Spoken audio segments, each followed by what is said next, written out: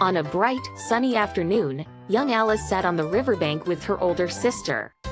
She was growing bored with the book her sister was reading, as it had no pictures or dialogues.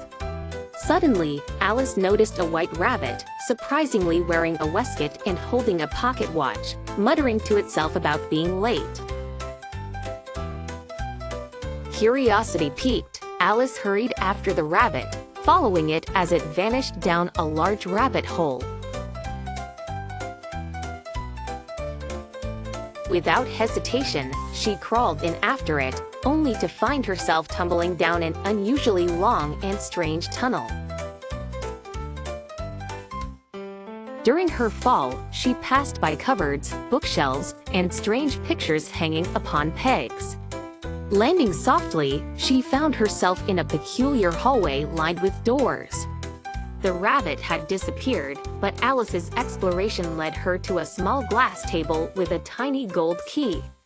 She discovered that the key would open a small door leading to a gorgeous garden, but she was too big to get through. On the table, she discovered a bottle labeled "Drink Me." She was hesitant, but the fragrance was inviting, and the label was personally addressed to her, so she decided to drink it.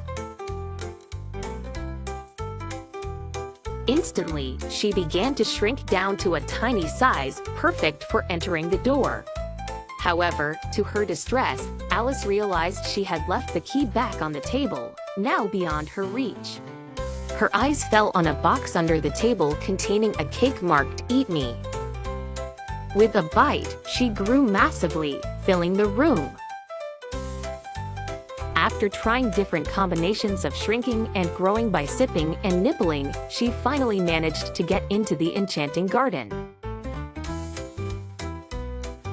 There she encountered the maddening world of Wonderland. In the garden, Alice met an array of eccentric characters.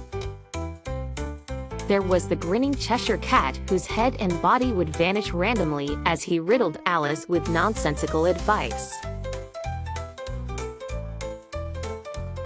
At the Mad Hatter's seemingly eternal tea party, she found herself engulfed in lunacy, unable to sit still in a place.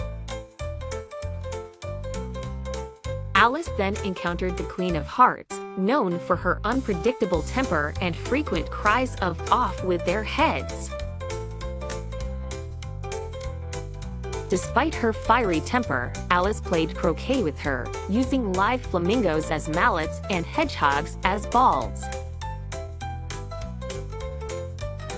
During a peculiar courtroom scene, Alice courageously stands up against the false accusations. Gradually, the absurdity closed in on her, and she felt herself being drawn back into reality. Suddenly, she awoke back on the grassy bank. Alice realized her adventure through Wonderland was nothing more than a peculiar daydream.